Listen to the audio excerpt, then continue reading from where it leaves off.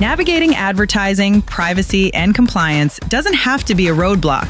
It can be a massive strategic advantage when it's operationally practical. I wish they knew that compliance wasn't just a cost, right? It can be a competitive advantage. It can help you keep the best employees. It can help your customers have the best experience in the store.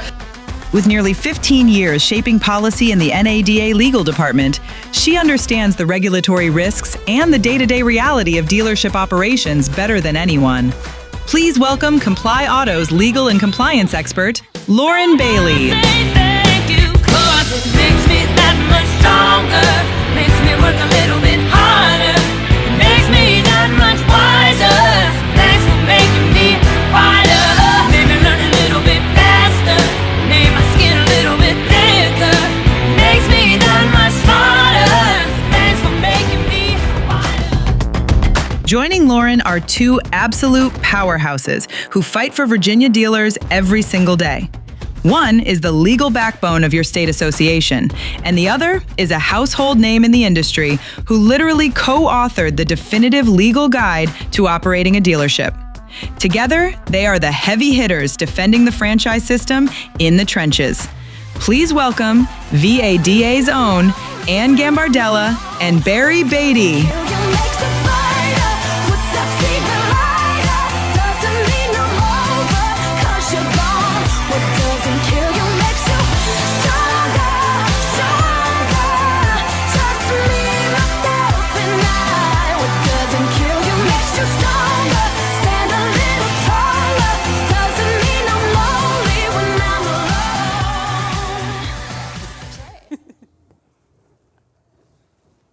Good morning, everyone. Good morning. I'm so happy to be on the stage with these two. It's very rare you get to be in a presentation with people who actually need no introduction. And here I am with these two powerhouses, Barrie and Ann, who should be no strangers to anyone at VADA because they do such an excellent job with advocacy and legal advice for the members of the association, for the association. So we are going to talk today about everyone's favorite subject, which is the FTC and advertising. And honestly, I do a lot of these presentations around the country, and I can tell you that if you've been listening to Don Hall since these letters came out from the FTC, you may not even need to see her. VADA has done the best job advocating, giving information to their dealers about what's been going on with advertising compliance with the FTC. So kudos to VADA for putting that information out. And also I want to say, like I said, I do a lot of presentations on compliance for dealers across the country. And I want to shout out my daughter, who is here today to watch this, because when I leave the house to go do these presentations, she always says, who would want to listen to you? So today, I have my daughter, Katie, and two of her friends, rising ninth graders at Wakefield High School in Arlington, Virginia, here to learn about advertising compliance and also why anyone would listen to me. So let's hope that I can prove that someone needs to listen to me. You can't have three lawyers on the stage without having a legal disclaimer. So I just want to say, none of this is legal advice. If you do decide to implement any of the things we're talking about here, or you decide that you need some sort of legal advice, you should hire Barrie. She is a good lawyer that has a license in Virginia. So again, none of this is legal advice. Always talk to Barrie or Ann if you're going to implement any of these things. And so here's your speakers today. I want to give a clue to something coming later in the presentation. Pay very close attention to my headshot, not just because I think it's a really good picture of me, but we'll be talking about that a little bit later. And what are we going to be talking about today? We're going to be talking about advertising issues. We're going to be talking about the FTC. And I don't think anyone can get on this stage at this conference without talking about AI. So we are going to talk about a little bit about AI and its use in advertising and some of the deceptive traps that you can get into when you're using AI. And then we'll talk about the solution for the advertising compliance, and we'll have time for questions and answers. And so I want to warn everyone in here, I still have some latent trauma from law school. And so, this presentation will be very interactive. You might get called on if no one raises their hand, just because that's what they would do in law school. And so that's what we might do here today. Yeah, a little Socratic method That's right. to start off the day. So the first thing that we're going to talk about is what is an ad? When we're talking about advertising, it's good to set the baseline. when we think about advertising, we may think about traditional mediums. We may think about, different ways that vehicles were advertised in the past on a billboard, in the newspaper. But I'm going to read a really good kind of advertising, and it means any commercial, any oral, written, graphic, or pictorial commercial message in any medium that is directed to the public and is intended to induce customers to purchase, finance, or lease a car. And so when we're looking at these advertisement examples, you have your billboard, that's obviously to the public, talking about the cars that are available. You have a newspaper, if anyone has a newspaper anymore, you would have those ads in there, and then TV commercials inducing people to buy a car. But we're in a new age of advertising.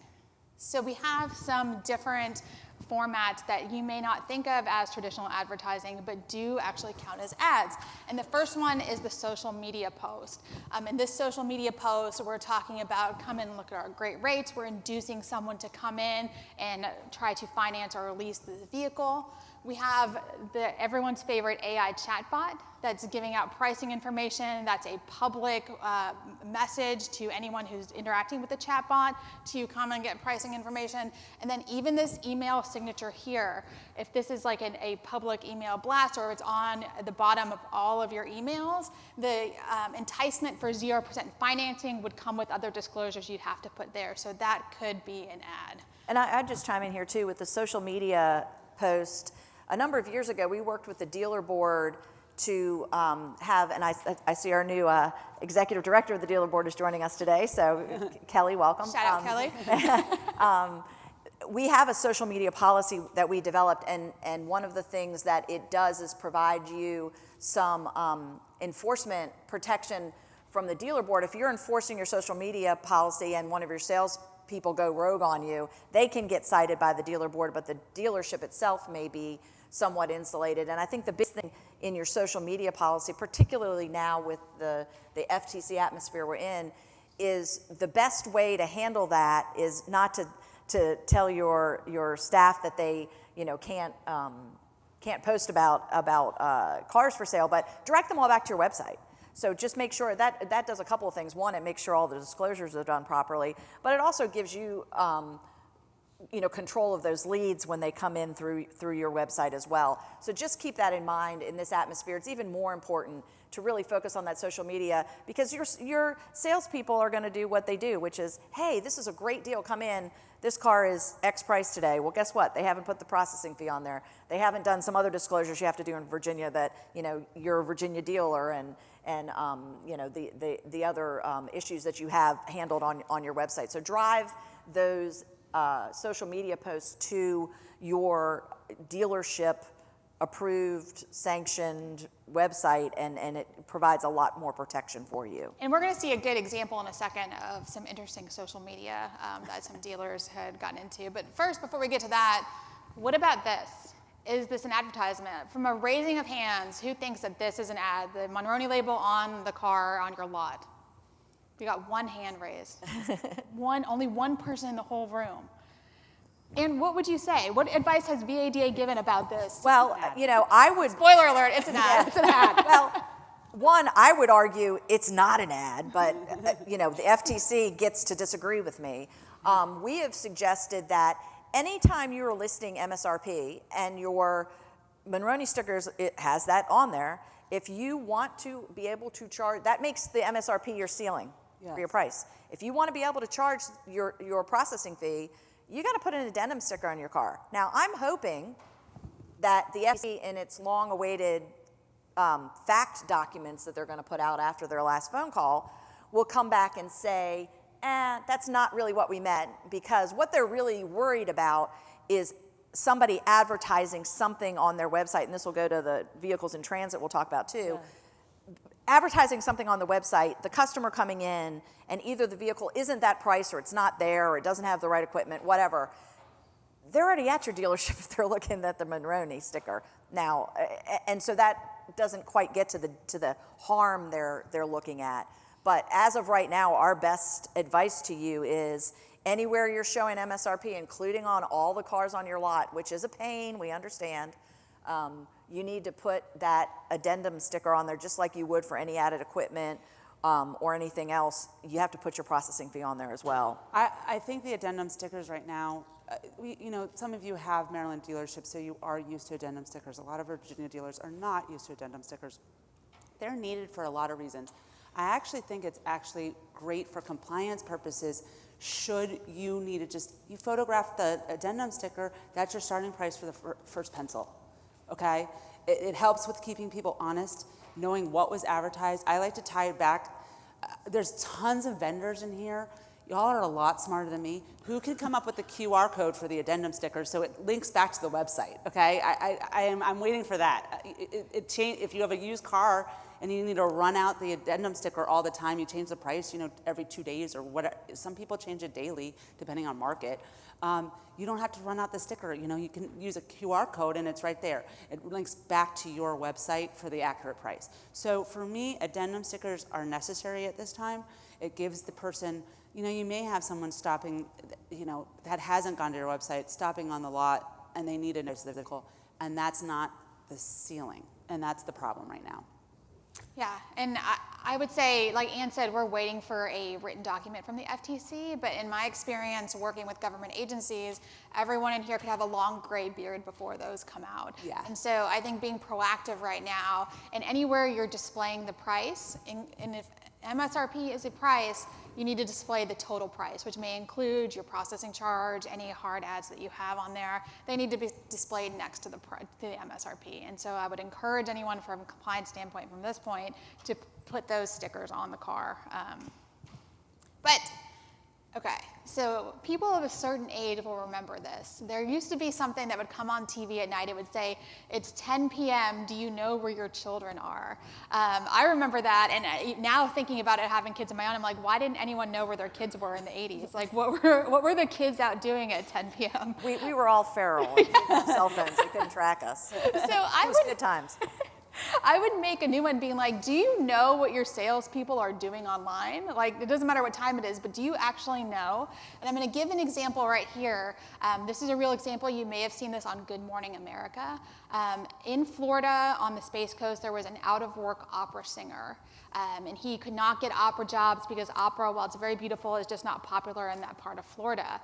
His cousin was a dealer principal, and he decided he was going to go work for his cousin. And he was not having a lot of success selling cars. So what he did is he combined his two talents of opera singing and working at a car dealership and took that to TikTok. And we'll see how he was doing that. Oh no, this sound. Well, if you could hear this, if the sound was on, you would hear him singing opera. There we go.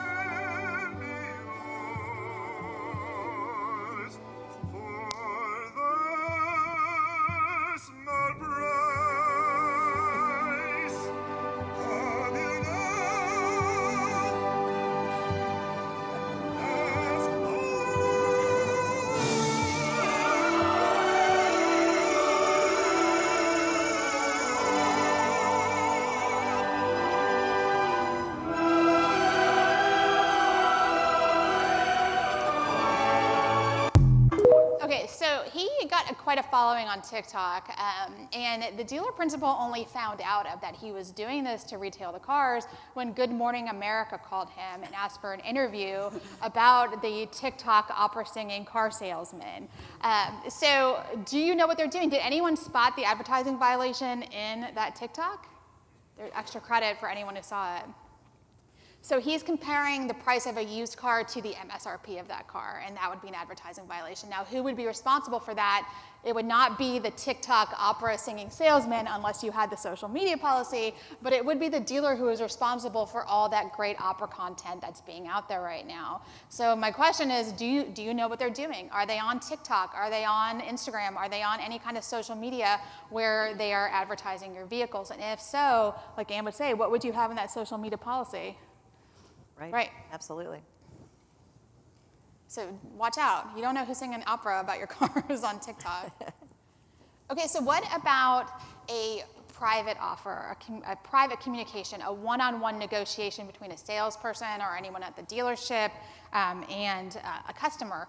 Those generally, if they are truly one-on-one, are exempt from the advertising regulations, and that means you don't necessarily have to do all the Reg Z or the Reg M disclosures if you're disclosing financing or a leasing price. If it's truly one-on-one, but is it just a free-for-all if it's one-on-one? Can you do anything you want to do? I would say no, and I think my panelists would agree with me. And I'll tell you, there was just a very scary event that happened in my household. My son turned 16, and I needed a new car because he was going to get my old car. He's not getting a new car. And so I went into the car market to shop for a vehicle, and I am by far your best customer. I'm an advocate for the franchise system. I am not going to shop a million dealerships. I want to just pay in cash. So you want me as your customer. And so this next text is from a salesman at a dealership where I was trying to buy a car. And this is a one-on-one communication, so it wouldn't be considered an advertisement. And so this is what the salesman told me. He told me it was illegal to remove the processing charge in Virginia. And unlike in this presentation, I gave him some free legal advice at the end of the text about whether it was illegal or not to move the processing charge. When you have these one-on-one communications between salespeople and customers, you have a duty not to be deceptive. You have a duty not to lie or do a bait and switch. You still have those same duties even if it isn't an advertisement. I'll say at another dealership, when I was inquiring about a vehicle, the salesman called me the next day and he left a message in my voicemail. And he said, listen, it was great to see you. The car you're interested in is still available, but if you don't come in today, there's going to be a tariff on that car tomorrow. I'm interested. I'm like, well, you said what? Again, that's a private communication. That's a one-on-one offer. But the communication about putting a tariff on a vehicle already delivered in the United States that's currently for sale, it's a deceptive communication. And I think that if I had been the FTC on the other line, you may have had a problem there with deception. Well, and let me chime in too. One thing that we've done at VADA is to try to provide some resources for you in some of these efforts, most particularly processing fees. We have a whole page on our website, and with a document you can print off, you can put a QR code in your F&I office, and it directs, it outlines what the processing fee is for and how to properly disclose it to your customers, so you have that standardized presentation. And if you want to present it as this is what the VADA says about processing fees, then it sort of even takes it off your plate a little bit from having to explain that. But yeah, the old story about the explanations of processing fees being all over the board. If you asked your salespeople in your dealership, what are they and what are they for? Well, I don't know, but I don't get paid on it. That money goes to the house. I mean, you got all the explanations out there you could come up with. But just understand that in this sort of heightened time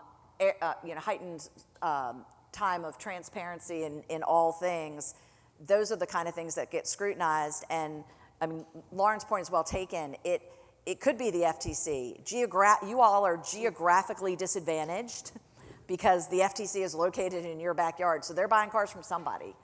So just understand that they're more likely to literally buy from your dealership than they are, a dealer in Montana or, Wisconsin or some other place. So just be aware that so much of this is driven by customer complaints about what happens when it comes into your dealership. Not that the advertising isn't important, and we're going to talk a lot about that today, but training and your practices when that customer is in your store is also critically important, because that's where the FTC is going to get the complaints, and that's what's going to bring them into your dealership. It's almost like you're in my brain about ready to say what I wanted to say. Yeah. No, we're here talking about advertising because it's the first medium that they can see, but it's really sales practices, and the FTC code is on deceptive acts. Lying to a consumer, even in a one-to-one communication, is a deceptive act, and that is a sales practice. So we're going to get into it in a couple of minutes, but this focuses a lot on advertising because it's immediate and can be seen by them when they get a complaint and they want to look at your website, okay? But it really is going into sales practices and training deceptive getting away from deceptive acts. Well, and with processing fees, it may not even be deceptive from the perspective that the salesperson may not understand that it is an optional fee, that it can, the processing fee is not something that's required. So it could be that there's just some misinformation out there, not that there's ever been any misinformation in this industry, right? So make sure your folks have the resources they need to be communicating effectively with their customers too. That's right. Don't end up in my next presentation when I'm buying a car. I will say, even if there is a communication that a salesperson is unsure of, it's probably best not to put it in writing. It's best not to put it in text. It may be a phone call. The training is important, but when you have everything in text and writing and it's right there to see, it's much easier to make that case about deception, because here it is. It ends up in my presentation. So that's a little bit of legal advice. Even though I said this wasn't legal advice, a little bit. So now Barry's going to talk about Friday the 13th. Yeah, Friday the 13th. You know anything about the FTC? Everything is done on a Friday. And it just so happened to be Friday the 13th. Hit dealers, 97 dealers were given a letter, a warning letter on 6, I want to say sales practices, one of which was advertising, but it really is sales practices. And everyone wanted to know who were the dealer groups, and then how did they get the letter, and why, who was it? Really not important. It was the first time in this industry, it had been in other industries, but the first time in this industry, you got a true stance done by the FTC. It's other than, and we'll go into it in a minute, but other than complaints and then consent orders, you always had to read between the tea leaves, okay? This one was an actual stance. They put out 6 sales processes as to what were the issues. And I want to say these 97 groups were actually pretty lucky, because what they really wanted to do was send a civil investigation demand that cost millions of dollars to even produce documents to for a year, and they want it in 30 days, okay? It is not a process anyone wants to go through. So they warned the entire auto industry through 97 groups as to what they're looking for, instead of putting out 97 civil investigative demands, because the truth of the matter is they probably can't, they don't have the manpower to do that. But it's a warning to the entire industry. It wasn't a warning just to 97 dealerships, okay? So Friday the 13th, this comes up. I want to give kudos to VADA, because that Monday they had guidance out to the dealers as to what was in those 97 letters, but 6 sales processes, what they really wanted. Okay, so that went out to the VADA dealer members, and everyone at that point, the entire industry, vendors, manufacturers, dealers, were, what the heck is going on? Like I said, I believe it actually is. These people were lucky. As you know, there's been a recent consent order that was just entered into, and I always want to say there is a difference between a headline and a consent order. And people always look at the headline versus the consent order, okay? And so it's been reported on a headline that the FTC puts out. So when you enter into a consent order with the FTC, they basically can say anything they want to say about the consent order. They can say anything they want to say about your case, okay? That doesn't mean that's actually the consent order, but the industry only looks at headlines, okay? It's a 10-second clip, a headline. So the consent order is very different than the headline. But so I just want to point that out, because no one wants to be in that headline. And these people were lucky not to be in the headline. Okay, they just got a warning letter, but all of us got a warning letter. So on Friday the 13th, they got the warning letter, had 6 processes, and it changed a lot of things. Some people moved very quickly to change advertising. Some people didn't want to move as quickly. They wanted to stay, and I hear always, but the competitor, it doesn't matter if you're all speeding, someone is going to get caught, okay? And you may be pulled over, and the competitor is not. So as an industry, I truly, truly believe that this will be a good thing. My dad is probably rolling over in his grave, because we've fought for dealers in Virginia for the longest time, okay? But why I truly believe this is it's transparency to the consumer. And if the consumer is happy, the dealers are happy. It goes back to a SOTU. Like I always, whenever I say this, I think of a SOTU, and if you know what I'm talking about, it's love people more than cars. And this is truly what this is. Okay, love people more than cars, but also they will love you, okay? It's transparency to the consumer. So we're gonna get into it a little bit more. Well, and I would just note too, think about the atmosphere just with consumers in general. This transparency and the fee, hidden fees, it's all anybody talks about in whatever industry. I mean, we have to thank Airbnb and Live Nation for sort of starting this huge snowball rolling down the hill. But at the end of the day, consumers have just gotten much more savvy about all of the little nickel and dime that you see everywhere you go in everything you're buying. And so this industry isn't immune from those slings and arrows of outrageous fortune, as the Bard would say. So, and going back to everyone's wondering, how did 97 dealer groups get chosen? Okay, really fast. FTC has an AI program. It goes back to AI. They have an AI program that actually taps into every AG department. We now have a new AG. He gave a speech yesterday, okay? Virginia, for the longest time, did not have a very active AG. This may be a different administration. So they tap into all the AG complaints, and that is how it's truly believed how the 97 were chosen, because they looked at how many AG complaints. And they are doing AI review on AG complaints. So everyone's sitting there going, how they get chosen. So, but remember, the FTC has no penalty authority on their own, so they have to link up with the AG or the state regulator in order to get monetary penalties out of the dealers. So it's very fortuitous for them to be able to go to the AG complaints, to get with a friendly AG, even if they're not the same party as the party in power, and to use the AG's penalty authority in order to extract money from the dealers. So I think we'll see this more across the country, and even though they have AI now to look into the AG's complaints, it's summer in DC. The FTC has a bunch of interns. What do you think the interns are going to be doing all summer? They're going to be looking at your websites and reporting back to their supervisors on them. I had the pleasure of serving at that CBT News FTC Summit with Don that he was speaking about yesterday, and I actually heard that an FTC member, he was friends with someone.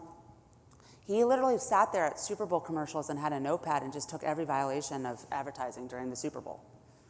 So that is their fun activity. This is ours. Some people have hobbies. Some people, just look for advertising violations. I'm probably in the latter category. So the first advertising practice or sales practice that they talked about, and this is the one that I think most people have focused on, and some dealers have only focused on, and they think they've solved this and they don't have to do anything else and they're good to go, but that's not true. All of them are important, and they're equally as important. The first one is the advertising of the total price, and the total price not reflecting all the fees. And so this one is easy. You need to add your processing charge, any other required fees. I know Barry's going to talk about the electronic titling fee in Virginia, but anything that's not government required needs to be in the total price. If it's government authorized, that fee has to go in there. And there's a difference between government authorized and government required fee. So Ann and I took the stance that the electronic titling fee is a pass-through required fee in the state of Virginia, because you have to use, you're not making a profit on it, and it goes strictly to the required vendor that the state requires. So we have taken, is it $39? Someone correct me. What's the electronic titling fee? I think it's 20. It's $20. $20. Yeah, 27. Yeah. Yeah, and you're not making a profit on it. Okay, so it is a complete pass through. Well, and as a franchise dealer, you are required to be online with DMV. DMV has approved certain vendors. We work with V2, and because you're required to be online, you've got to use that a vendor. That fee, in our estimation, is therefore not something that you have to disclose on your in your pricing any more than you would title and registration. Because quite frankly, you may not be charging that on every deal. If you're not doing the work electronically because it's some weird transaction you got to take to DMV. If it's an out-of-state transaction, you're not charging that fee. So putting it in your pricing would be a little awkward anyway. So and it's not a large amount of money. Yeah. So it's even less likely. So we have taken that position that is a required fee in the state, but your doc fee is not required. Processing fee, okay? Not according to the text I got from the dealers. That cannot be removed. I will tell you, if I could have more texts on here from my exchange about buying a car, they told me the electronic titling fee was $115. I called them out on that, and I didn't get a response. So again, don't end up in my presentation. Send me those texts. Any product that you require to, if you have a VIP product that you put on every car, you know, you do floor mats, 5 oil changes, and you charge it on every, that's got to be in the price, okay? If it's optional, we'll get into that in a little bit. That's a different situation. But if it's already on the car, you require it to be bought, it needs to be in the price. If you have a truck bed liner that's already been installed, that's got to be on the price. If you've done and now I'm going to date myself, a lift package on the Wranglers, I mean, those, you know, the old lift packages on the Wranglers, those need to be in there. Anything that is already installed on the vehicle and or required to be purchased at the point of sale needs to be in the price.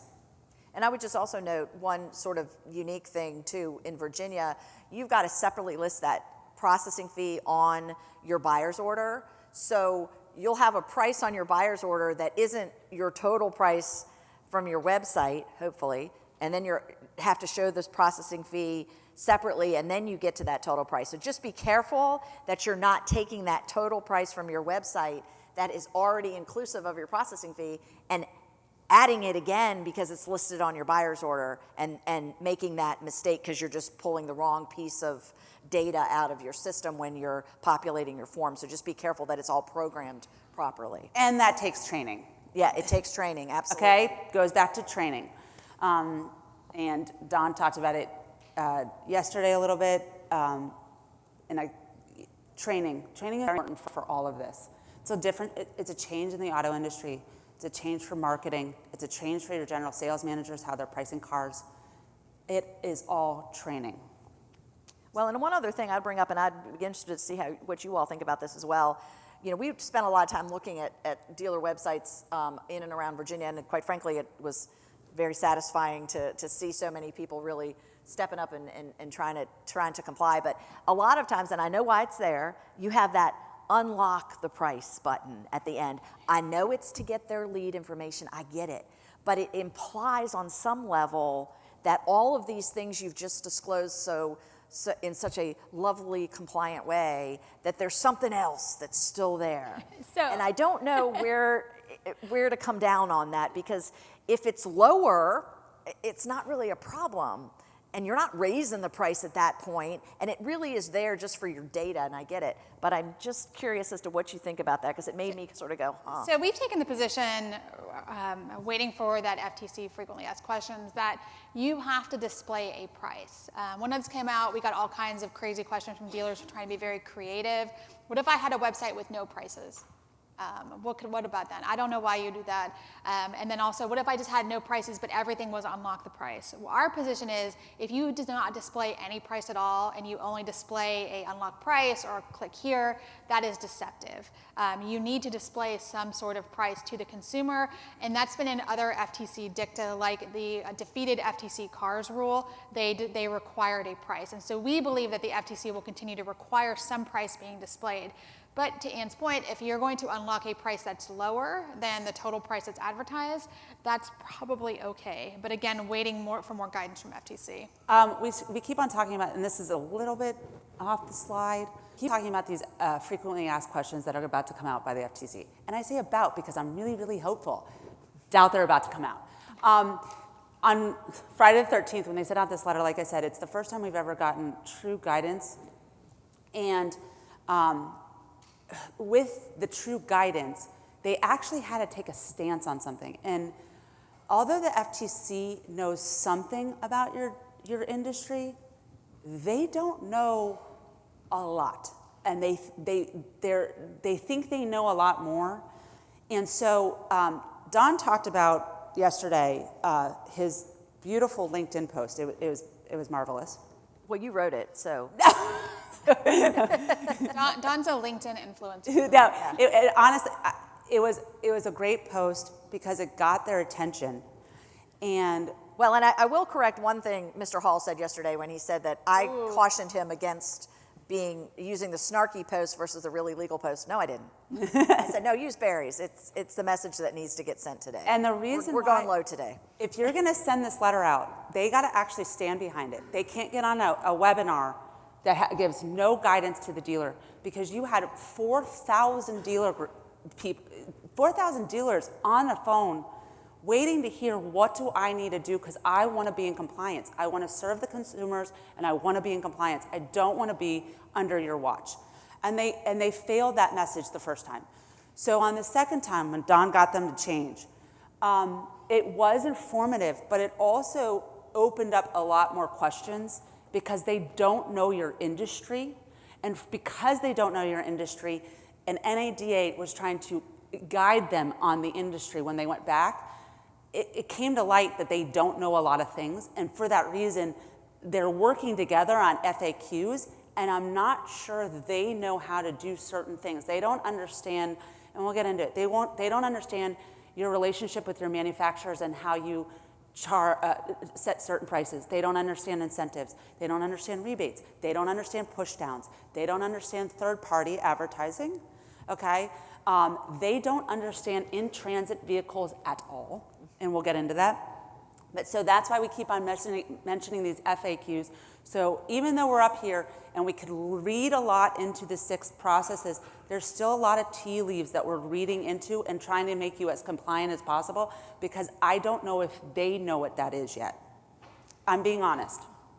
But I will tell you, let's leave the next slide. Dealers are trying to be creative about everything. Now, I do know that you can't do this, okay? This is a real dealer ad.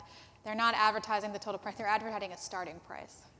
No. They want the most prominent price on your website has to be the ceiling, okay? This is not the ceiling. This is the starting price. No, this is the starting price. To me, that seems like it's only going to go up from there, and this is some kind of artificially low price that's being advertised. Even if you don't call it the advertised price, you can call it whatever you want. The starting price, it is still actually the advertised price, and you need to have your fees and everything in there. So these are some of my favorite slides. There's a lot of talk in the industry about direct sellers. They're so much better than dealers. They do everything better. The customer experience is better. So let's see how they're complying, because they are dealers as well. So here's a Tesla that you could buy. This gas savings down here that they've always had has been deceptive since the beginning of time. I personally have reported that to FTC. They haven't taken it under advisement, but that is completely deceptive. But here's the price that I could get this vehicle for. They got fined in Virginia for this. Mm-hmm. Yeah. A little fine, and it's cost of doing business for them. So just ask yourself, this is so keeping the gas savings on there. That price that I showed you is not available. There's also going to be a destination and dock fee added to that price. So that is not compliant with what the FTC about. Well, and in Virginia, they still call it a documentation fee. You've got to call it a processing fee, so that's wrong too. So. And so you can say, okay, well, you're picking on Tesla. Everyone hates Elon. Okay, all right. How about Rivian? Here you go again. The fees are not included in the most prominent price. They are also calling it a dock fee in Virginia, and they are also not advertising their vehicles correctly. So the narrative of the direct seller is doing it so much better, they are not even trying to comply, and they are 100% wrapped up into this compliance with the FTC. So don't believe the narrative, and if the FTC has said, report the bad guys to us, tell us who. Now that's very unusual for a government agency to say report your competitors, because usually an AG or any other regulator or even FTC only deals with consumer complaints. They are not interested in competitors in the marketplace complaining about each other. I would say if you have ftc.gov on your phone open, you report these guys. They are not doing it. They deserve to be reported, and they deserve the same scrutiny. Destination fee, the freight. In Virginia, you're allowed to remove it. However, now with the FTC, that freight cost, if you removed it, there's some manufacturers that it was customary to advertise removal of the freight fee, okay? Nissan, CDJR, a lot of times you removed it. That's got to go back in. You cannot advertise with the freight out anymore, okay? That's got to be in. Same as processing fee. Yeah, no matter what Virginia law says, we're unless you're Rivian, I guess. You can advertise at the price you want. So Barrie talked about this a little bit, third-party sites where you may be listing your vehicle. No matter how it appears to be listed, First of all, you're going to be responsible for the way that's advertised. If there are fees missing from advertisement, that's on the dealer for do this. And in the FTC's consent order that came out, they specifically talked about third-party advertising prices and how if the dealer had control over how these vehicles were advertised, that the dealer would be responsible, and that's 100% correct. And you can see here, this is a screenshot I took during my car shopping journeys. This vehicle does not include any fees. There should not be any advertisement that does not include all the fees. I shouldn't be able to sort by transparent pricing. The pricing should only be transparent. And so the dealers who are listing these vehicles have the option of putting their fees in there. That is deceptive if you are not including the fees, and they honestly should not even give the option. Well, and I will say I got a call from a dealer last week that said they received a communication from one of their third-party listing sites that basically was a opt-in form that basically said, do you want to include all your fees or do you want to not include all your fees in your pricing? Well, the first thing that went in my mind is, who in your dealership is getting that email and how are they answering it? Because if they're opting you out of compliance and you don't even know it, just be aware that, at least one dealer has told me they received that kind of communication from one of the third-party listing sites, and make sure you know, back to, do you know what your salespeople are doing, or do you know what your general managers are doing? So just be aware of that. Let's talk about vendors for a little bit. This came to, when this came out on Friday the 13th, and a lot of y'all called your vendors, they did not have the capability to advertise correctly, okay? You could not get the same price that you had on your website, on vendors. There was a lot of pushback. A lot has changed in the last three to 4 months, but there are still some lags. If you are having a vendor, please start writing them. Documentation. You are not advertising correctly my price that I am advertising. The key thing was who is in control. Well, you don't have control of their website design, and sometimes, they're putting it on you because you're saying you're putting the input, but sometimes it's not. I mean, they literally do control their website, and if they are not getting it right for you, please write to them. That also includes manufacturers. I've heard a lot about some manufacturers, they only allow MSRP. They don't allow the processing fee. I know a lot of them are allowing it now. Some dealers are having pushback. If you are getting pushback, paper trail it and say, I am going to be compliant. I don't care what you say, and you are not going to take off my incentive money for it, okay? You can tell she's a lawyer because lawyers love a paper trail. But there's one, to this day, it drives me nuts. There is a customer cash that a certain manufacturer is pushing down on the dealers. It is still conditional, okay? That's right. It is still a conditional offer. So that goes into this slide. Yeah, and let me just add one thing. Don't just create the paper trail. Call us too. Let us help you fight that battle, because it's not just you that's using that vendor. And if we can be part of you're trying to do it, your customer, Mr. Vendor, are trying to do it right. You need to help your dealers be compliant. We can help with that as well. Manufacturers are third parties. They are a vendor to you. I mean, they're a partner, but they're also a vendor. They're a service provider. Yeah. So when we're talking about some of the other things the FTC said in their letters, some of them should not be brand new information to anyone in this room or anyone in the industry. The first one is rebate stacking. This one has been deceptive since the beginning of time. Having the rebate stack of the military discount, the college grad discount, the loyalty bonus, they're all in there, and then you're displaying a price that really no consumer actually could get. There was a slight change in interpretation, which goes back to the defeated FTC cars rule. It used to be that the price displayed has to be available to a typical consumer. So you could have some sort of zip code rebate or something that was generally available to everyone, but not like 100% of people. Now I truly believe that the FTC means that price has to be available to every single person that walks into the dealership, no matter what, no matter where they live, no matter where they went to school. Every person needs to be able to come in there and write a check for it. You can always go down. You just cannot go up. That's right. And for that reason, customer cash. It is driving me nuts. If anyone that wants to talk about it, please let's talk to Ann and Dawn about it. It is the special financing, and I talk about the customer cash because I always point to that. but the special financing where they push it down into your price, but in the F&I office, you have to choose between special financing and the discounted $1,000 off the vehicle. Well, at this rate, okay, some people are getting 8% and even higher financing. If they apply for the special financing, they are going to choose the special financing over the $1,000 off the vehicle for the most part, okay? If they can do math. For the most part, they will, okay? And for that reason, your price is no longer the ceiling. Your price will go up by $1,000 because you cannot couple it, and that's a manufacturer push down, and that is a problem. So again, we can use Ann and Don. Manufacturers need to know that they also are on the hook. It's who controls, and if they're pushing it down, they're controlling your price. Don is good at being the bad guy, so But actually, he's the good guy here, because if you change the price, you're quite liable to the FTC, and they need to know that the manufacturer is actually in control. Here's another one. This is another point that the FTC brought up. This has been deceptive, at least since the 90s. There's FTC actions against dealers going back, that there's an additional down payment required to get the price. So you have the price up here, and then with a click through or an asterisk at the bottom, it says with $3,000 down. You cannot advertise that price. That is deceptive. The total price needs to be at the top, and that's the price anyone can pay, whether they have a down payment or not. I'm going to talk about lease in this for a little bit on this slide, just because everyone the 6 things that came down talked about price and a lot of financing, but everyone's going, what the heck about leases, okay?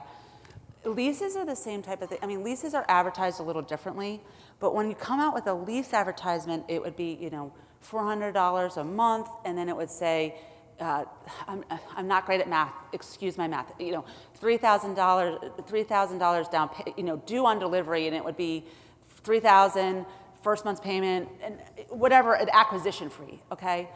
This day and age, that needs to be up in bold in order to know, the consumer needs to know what needs to be due on signing for leases to get that monthly, okay? So the most prominent amount for that due on signing, it's going to end up being possibly almost $10,000 between the acquisition fee, your processing fee, everything that's due on signing that day in order to get that monthly payment. That shouldn't be new information to anyone either. Reg M hasn't changed, so you should already have had that in there. Well, they just didn't focus on it, so people are like, how do I advertise a lease? Do that. It's common sense. Common sense is, what does the consumer need to know in order to get that price that day? That's it. So another thing the FTC brought up that should not be brand new information was conditioning a price on dealer financing. So there is a certain sure that even after these letters came out, they had all their prices listed conditional on financing with the captive. Again, not every consumer can obtain financing or wants financing. The total price that you display for the advertisement has to be the price anyone can receive, and so that's deceptive to display a price that's conditioned upon financing. And I'm going to tell a story that I heard the other day. And this goes back to FTC basically said, oh, tell on your neighbor, tell on your other dealers. We had a really good situation in the state of Virginia. Not really good, because one dealer called another dealer to say, hey, I have a relative in your finance office that is being told they have to finance with you to get that price. Can you fix the issue? Well, to say that this executive was a little angry is an understatement, but she greatly appreciated getting a text about it from a fellow dealer instead of an AG complaint or a review on it, okay? So I want to say thank you, Virginia dealers, for actually being kind to your fellow other Virginia dealers. And so another one the FTC talked about, Barrie talked about this a little bit, the required products that are on the car. Whether these are hard ads, can they be negotiated off? Can they actually even be physically taken off the vehicle? That kind of determination determines whether it needs to be in the total price. And so every dealer needs to make the decision as to whether these products that are on the vehicle or that must be required in the purchase are optional or not. And if they are not optional, if 99% of the people do not negotiate it off, it needs to be in the total price like the processing charge. Change in the industry. A lot of you do have front-end products that are optional, and you'll tell me till you're blue in the face that they are optional, and I believe you. You believe they're optional. Not everyone is on the sales floor with your personnel at all times, and you will have a rogue salesperson that way. this is already on the car, you gotta buy it, okay? And it becomes a non-optional product at that point. Then it had to be in the price. It had to be in the price. I am counseling as I sit here, it's a lot easier for me to say this than not, and implementation of these things is a little bit harder. But food for thought in your stores, you have menus in F&I products. It may be time to do menus on the front end products that you offer at point of sale. It documents that they are truly optional. You offered it as an optional product. Someone is signing it. Someone is choosing it. It is not required. And food for thought, you may want to implement a menu. It would be helpful in saying, if and when you get it, and I say if and when because consumers are very AG happy in certain states. When you get that, you can literally say, they chose this. This was a presented menu. It wasn't on the card. They decided to do that. And so it may be helpful to have a menu. Just saying.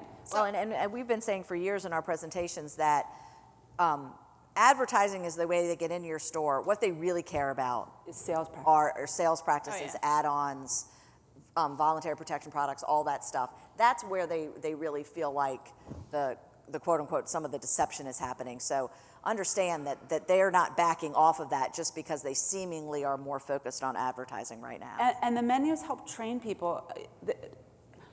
A lot of this has come to light going back to the sales practice, the beauty of selling, knowing the products that are being sold, how it helps that consumer.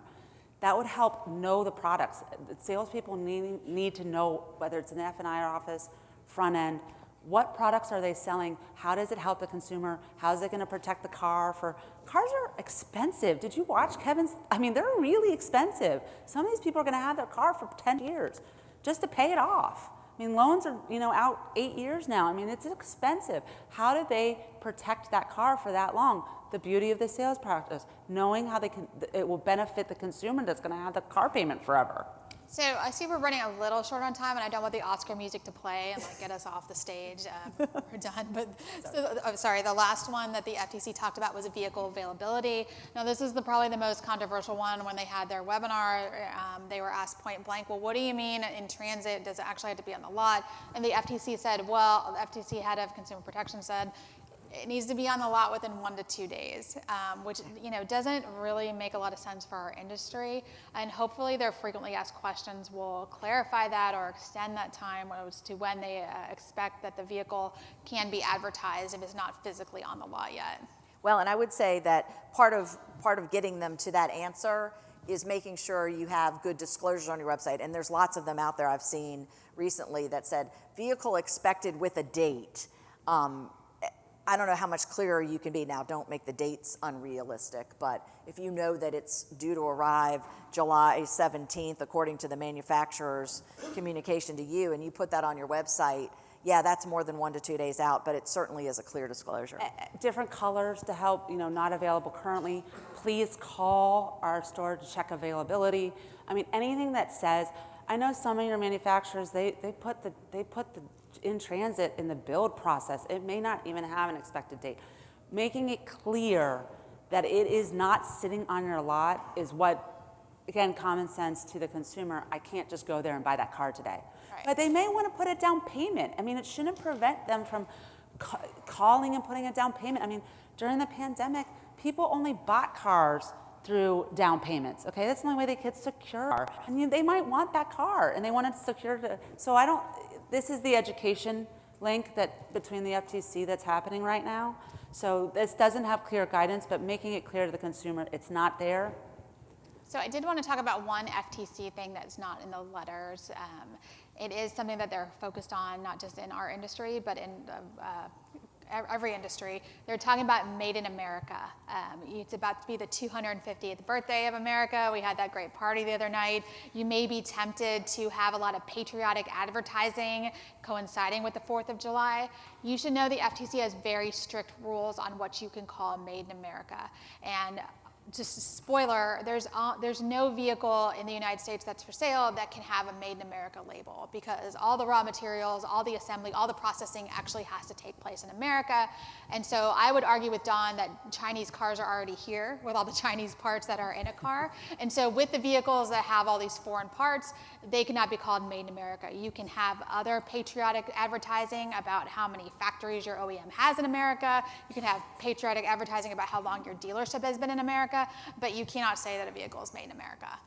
So everyone wants to know, what should everyone do now about the FTC? It goes back to sales practices. It goes back to training. You should obviously advertise you should audit your advertising for your website.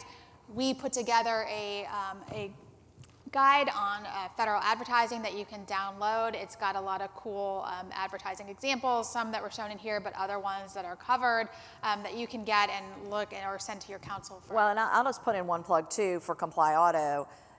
You know, a lot of the compliance that you have, not just this advertising, but whether it's safeguards, whether it's all sorts of other things, this stuff is getting to the point that you almost can't do it yourself anymore. You got to call on your friends you got to phone a friend to make sure you're complying with everything that your industry has to comply with. And they do a great job, and they understand your industry. They're from the industry, and they get it. But that those resources are there. Part of what we do at VADA is vet some of these vendors so that we're making sure that we're providing you with some great resources as well. So just consider that as you go through. And it's getting to the point where you are going to need, and Don mentioned it yesterday, not necessarily, I don't want to just say, we have a lot of single point dealers out here.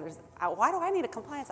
You need to have someone in your dealership that knows compliance, whether you want to call them a compliance officer or not, but knows how to look for things that are going wrong in deals, audit certain deals. There needs to be someone that is in the dealership at this point that knows compliance enough to phone a friend, bring someone in, phone a friend, bring someone in, knows what's going on, look at the pencils and say, this isn't right, the pencil shouldn't have started, and look at what happened in the deal.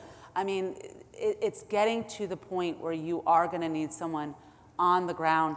If that day, if something's going wrong, train that person. We can't do it like that. It needs to be like this, on the spot training, not just a training once a year. I mean, training several times, I want to say a year. But even on the spot, knowing what needs to be said. I overheard you said that, to get this price, they need this financing.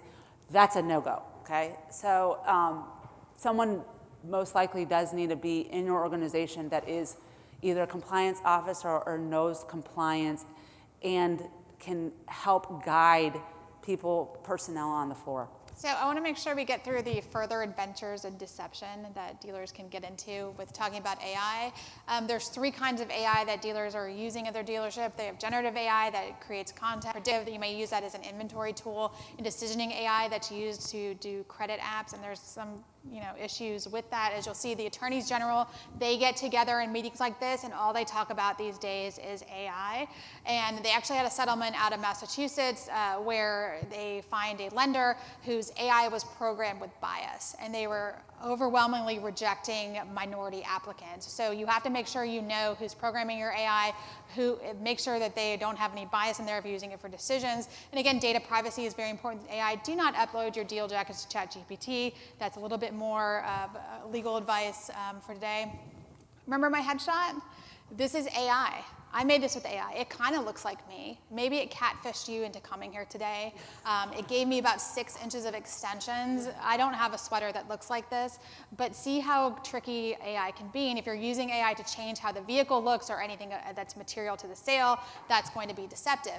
And so what we have here is an actual ad from a dealership. Then I hope the sound is up so you guys can hear it, but here we go. At McGavick Nissan, we've been helping drivers for over 40 years. Thanks to AI, we're looking back at how far we've come. Name a car dealer with top-notch customer service. McGavick Nissan? You want the real deal? Hit up McGavick, baby. McGavick's deals? Out of sight. Have you seen the deals at McGavick? McGavick's deals are totally rad. McGavick saved me more than double coupons ever did. Best price on wheels? Always McGavick. Traded the sports car for a minivan. McGavick made it an easy choice. I bought my first car at McGavick, obviously. I shop local when I can. That's why McGavick was a no-brainer. Busy moms don't have time for bad deals. I'm personally That's why triggered by I this went to one. McGavick. Hey chat, I'm gonna have to log off. I have to head over to McGavick Nissan and test drive the 2025 Nissan Rogue. See you guys next time. Thanks for watching. McGavick. Okay, so those people are all AI, and you could argue as to whether disclosure at the beginning was sufficient or not, whether you were deceived because you thought the mom with her iced coffee was getting a good deal. There really is no mom with iced coffee. There's no one who actually got a good deal at McGavick. They were all just AI generated consumer testimonials, and I think there is a good debate that you could have, but we only have 20 seconds left, so we cannot have that debate here today. There's other problems with AI, having AI in human form, and you don't know that you're talking about AI. This was the famous thing where the guy tried to get a Tahoe for $1 because the AI chatbot said that the Tahoe could be sold. And yeah, so here's a solution to advertising that Ann was talking about, our product that helps you. And if you want to get a demo, here's this. And now I'm on borrowed time, so thank you all for having me today. And I'm so happy to be here.